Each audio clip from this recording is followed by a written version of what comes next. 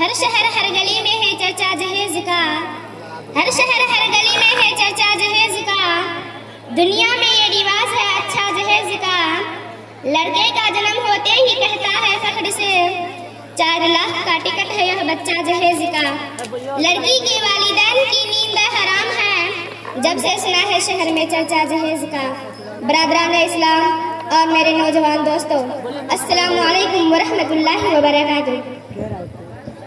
ایک وہ دور تھا جب لڑکیوں کی پیدائش کو موضوع ننگوار سمجھا جاتا تھا، ان کے وجود کو ذلت و خواری کا وجود تصور کیا جاتا تھا، اسی سبب لڑکیوں کے پیدا ہوتے ہی زندہ درگور کر دیا جاتا تھا۔ لڑکیاں انسان نہیں حیوان کی تصور کی جاتی تھی، سسرالی رشتے جلیل سمجھے جاتے تھے، لڑکیوں کے لیے معاشرے میں کوئی جگہ نہیں تھی۔ لیکن ایک وہ دور بھی آیا کہ عورتیں اور لڑکیاں اپنے وجود پر فخر کرنے لگی، اپنے آپ کو بلند سے بلند مقام پر تصور کرنے لگی، اپنے کو مردوں کے لیے سرمایہ زحمت نہیں بلکہ مایا رحمت گرداننے لگے، اپنے کو قتل اور زندہ درگور کرنے کے قابل نہیں بلکہ حسن معاشرت کے لائق سمجھنے لگی۔ یہ وہی دور ہے جس کو اسلام کا دور کہا جاتا ہے اور جناب محمد رسول اللہ صلی اللہ علیہ وسلم کی بعثت کا دور کہا جاتا ہے۔ میرے اسلامی بھائیوں، لیکن بڑے ہی افسوس اور حسرت کا مقام ہے کہ آج دوبارہ جاہلیت کی تاریخ دہرائی جا رہی ہے۔ جاہلیت میں بچوں کے پیدا ہوتے ہی باپ کے چہرے خشک ہو جایا کرتے تھے، اسی طریقے اگر آج بھی کسی کے گھر بچہ پیدا ہوتی ہے، پیاری سی لاڈلی بیٹی جنم لیتی ہے تو باپ کے چہرے زرد ہو جاتے ہیں، سوچ و فکر کی ایک کیفیت طاری ہو جاتی ہے کہ اب کیا ہوگا، اس کے جہیز تلک کا انتظام کیسے کر سکیں گے، اور وہ خود جو لڑکیاں پیدا ہوتی ہے معاشرے میں آنکھیں کھولتی ہے، حالات کا جائزہ لیتی ہے، ماحول کے رنگ و روپ کو دیکھتی ہے تو سوچنے پر مجبور ہو جاتی ہے کہ اگر میں اتنی ہی جلیل و خوار تھی تو رب کائنات نے مجھے کیوں پیدا کیا، اگر میں اتنی ہی حقیر و جلیل تھی تو مالک اور جسمان نے مجھے وجود کیوں بخشا، اگر میں باس تو ننگوار تھی تو خدائے وحدہ لا شریک نے مجھے اس دنیا میں کیوں بھیجا، اگر میں والدین کے لیے بوجھ تھی تو میرا جنم کیوں ہوا، اگر میں جلا دینے اور زندہ آتش کر دینے کے قابل تھی تو مجھے زندگی کیوں بخشی گئی۔ بیچاری سوچتی ہی رہ جاتی ہے کہ ایک آش میں مٹی ہوتی، ایک آش میں ہوا ہوتی، ایک آش میں پانی ہوتی، ایک آش میں رضا اور ذرہ ہوتی کہ یہ فی حالات مجھ کو اور ہمارے والدین کو نہیں دیکھنے پڑتے۔ حضرات، آپ حالات کا جائزہ لیجئے، ماحول کے رنگ و روپ کو دیکھیے۔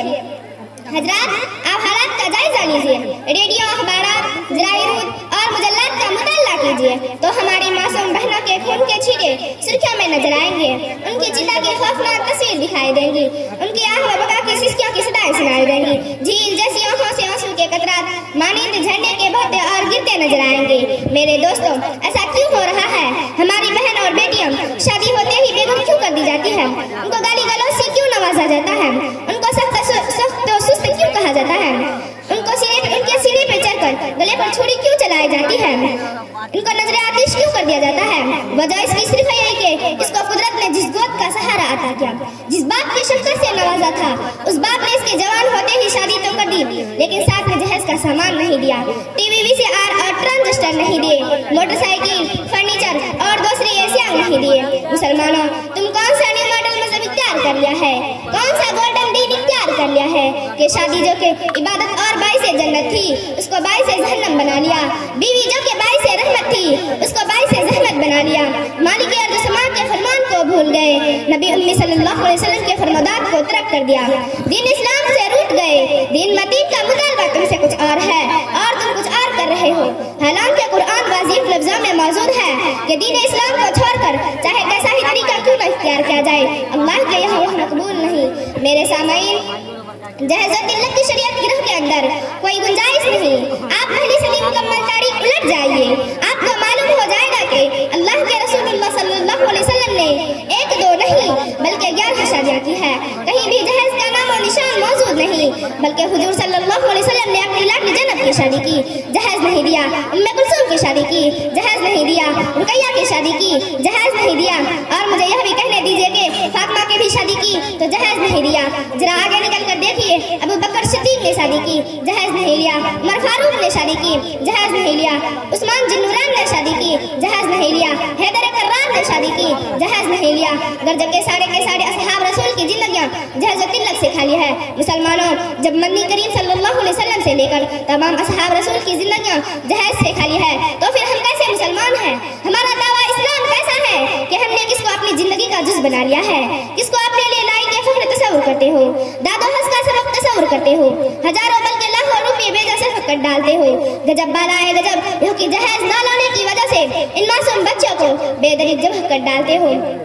میرے دوستوں، ہمارے کردار بتلا رہے ہیں کہ ہم شادی نبی کریم صلی اللہ علیہ وسلم کی سنت سمجھ کر نہیں کرتے، دینی فریضہ سمجھ کر نہیں کرتے، شرمگاہ کی عصمت اور نظر کی حفاظت کا سبب سمجھ کر نہیں کرتے، بلکہ مال و دولت کے حصول کے لیے کرتے ہیں، نام و نمود کے لیے کرتے ہیں۔ سنو، ایسے ہی حریص اور دنیا پرست کے سلسلے میں جناب محمد رسول اللہ صلی اللہ علیہ وسلم نے ارشاد فرمایا کہ جس نے کسی عورت سے اس کی عزت و عظمت کے لیے نکاح کیا تو اللہ اس کی ذلت میں اضافہ کرے گا، جس نے کسی عورت کے مال کے لیے نکاح کیا تو اللہ رب الجلال اس کے فخر میں اضافہ کرے گا، جس نے کسی عورت کے حسن کے لیے نکاح کیا تو اللہ تعالیٰ اس کی دینی آیت میں اضافہ کرے گا، لیکن جس نے کسی عورت سے نکاح کی حفاظت اور شرمگاہ کی عصمت کے لیے نکاح کیا تو اللہ ایسی عورت کو شوہر کے لیے بابرکت بنائے گا اور شوہر کو عورت کے لیے بابرکت بنائے گا۔ میرے نوجوان دوستوں، سنو، آج تمہاری ہی بددیدی اور بےغیرتی کی وجہ سے مسلمان بچیاں خون کے آنسو رو رہی ہے، تمہاری ہی بے توجہی کی وجہ سے دختران ساسنت کے اسلام کے تانے سننے پر مجبور ہے، تمہاری حرص و طمع کی وجہ سے ان کو نظر آتش کر دیا جاتا ہے، تمہارے ہی کردار کی وجہ سے ان کو صندوق میں بند کر کے ڈبویا جا رہا ہے اور چتا پر چڑھایا جا رہا ہے۔ ان سب کے ذمہ دار صرف اور صرف تم ہو۔ اگر کوئی تم کو نصیحت کرتا ہے،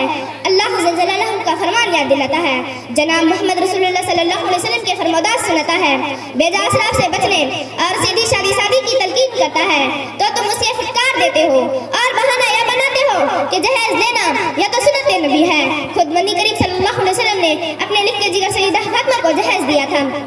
میرے اسلامی بھائیوں، سنو، خدا کی قسم، جس طریقے سے جناب محمد رسول اللہ صلی اللہ علیہ وسلم نے اپنے لکھتے جگر زینب رقیہ اور ام کلثوم کا نکاح بغیر جہیز کیا، اسی طریقے سیدہ فاطمہ الزہرا کے نکاح کے موقع پر بھی جہیز نام کی کوئی سی موجود نہیں تھی۔ ہاں، کچھ گھریلو سامان اپنی لکھتے جگر کے ساتھ ضرور لگایا تھا، مگر اس کی ایک